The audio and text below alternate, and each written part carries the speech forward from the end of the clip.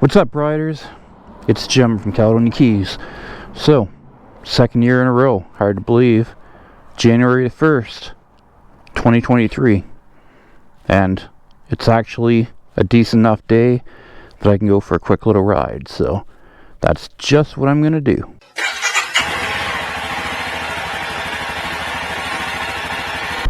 There's no doubt it's a little bit nippier out, but when it comes to New Year's Day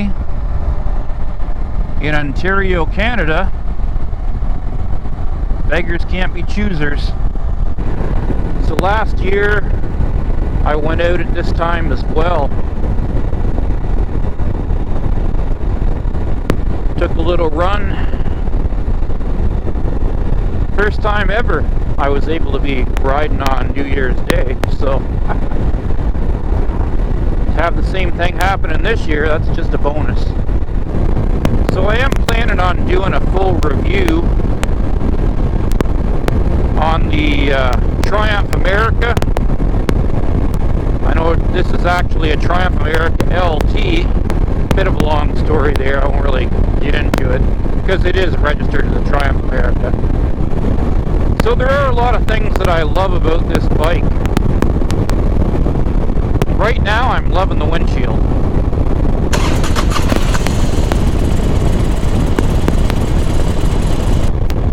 It's an 865 parallel twin,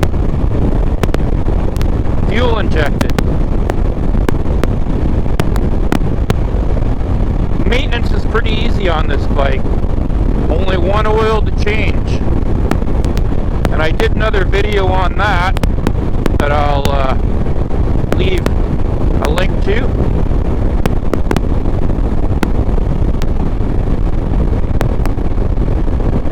So it's reliable, plenty of guts for a mid-sized cruiser, and I've taken it on a number of longer trips, like say 4-5 day type camping trips. I'm not saying I'm not tempted to bump up to say something like a Road King or a Springfield for these longer trips, but this bike does do the job.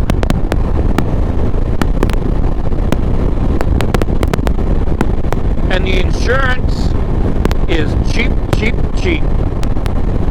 So I'd say if you're looking for a first bike, this one could be it.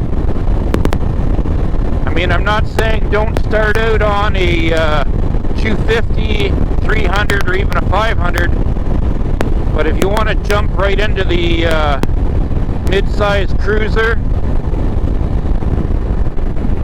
and as long as you treat it with a little bit of respect,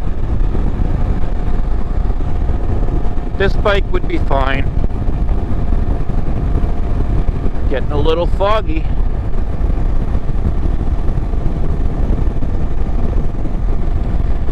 I think I'll turn her around. We're getting a little close to the lake.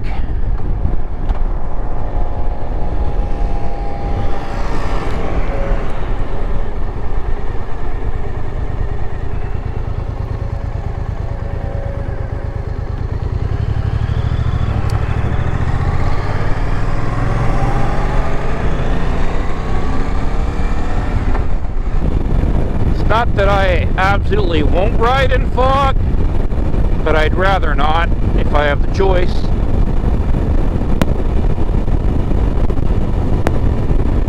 Anyway, a few things that I don't like about this bike. There isn't much, but parts. When I first got this bike, people told me, oh, parts are going to be hard to get. I was thinking, well, how hard can it be? I mean, I've got a dealer fairly close by, but it goes beyond the dealership, because pretty much any part you're going to need for this bike, it's either going to take some time to get, or potentially you won't be able to find it.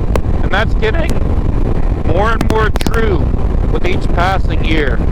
because 2016 is the last year that they made the Triumph America.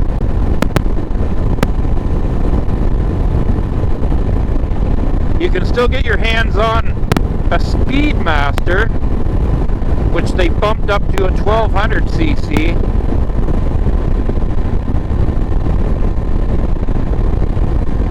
You can actually see a couple pretty good videos on that on the Fozzbox channel. He's owned his Speedmaster for quite some time, so if you want a review from somebody that's actually put some miles on it, check out Fozzbox.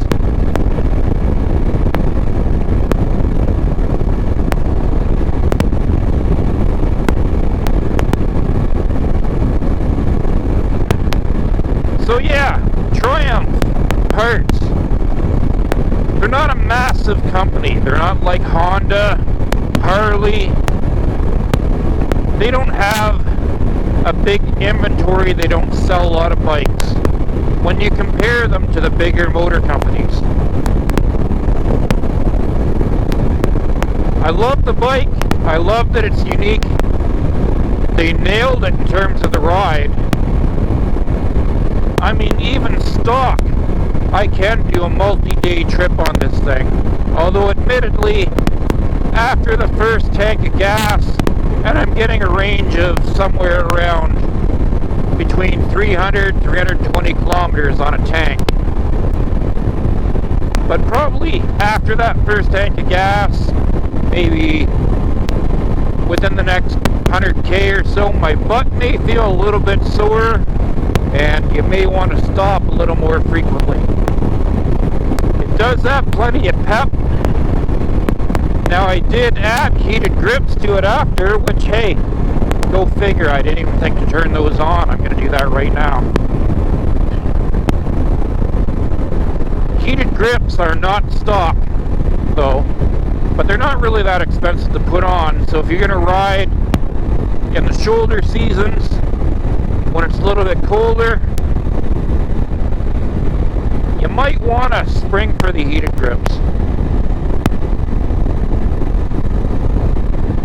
The bags. So I did put this bike back more or less to the Triumph America LT configuration. I bought the bike with 39 kilometers on the odometer. I rode it. It was just naked, no windshield, no nothing. And then over some time I thought, hey, you know, maybe I'd like to get the windshield. So I thought, well, why not get the stock one?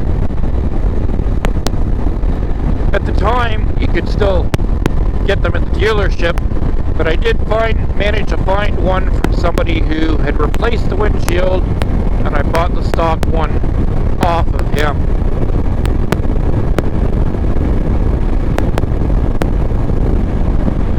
Bags, I didn't really care much for the bags, so instead of going with the original Triumph bags, I threw on a set of Viking bags. I like the fact that they're hard bags and they lock. What I don't like about them, the hardware. I know I'm getting on a little bit of a tangent here, but if you buy Viking bags, the bolts that come with the bags, not the greatest. So bags good, hardware bad. Get the bags, then go to a fastener shop and pick yourself up some decent hardware. When I was originally riding, I guess it was probably about a year and a half after I put the bags on, I pulled into the Best Buy, and I noticed my one bag was hanging by one bolt. It had sheared right off. So I took the bolts out. I went into a fastener shop to replace it, and the bolts actually weren't even rated. They didn't even have a rating on them in terms of strength. So like I said, replace the hardware if you get yourself a set of Viking bags.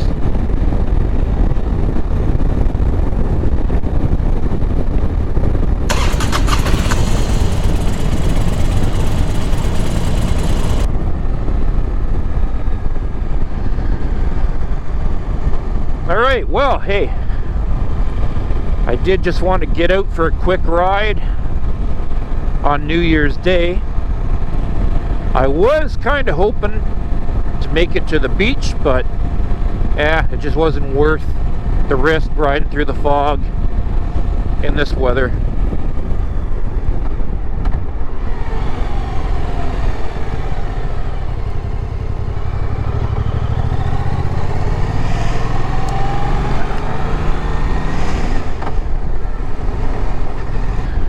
So when it gets a little bit warmer out, I'll be sure to do a full review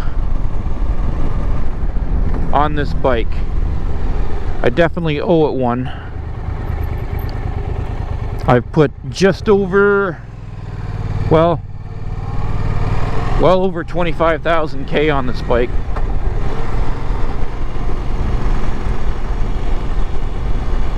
So I should be able to give you a pretty good idea. But in the short little mini ride, I can tell you it's been a reliable bike. No real issues. Easy to maintain yourself. I do love this bike. And I'll tell you right now, even if I do get myself a Road King, I'll be keeping this one in the garage. Till next time. Right on!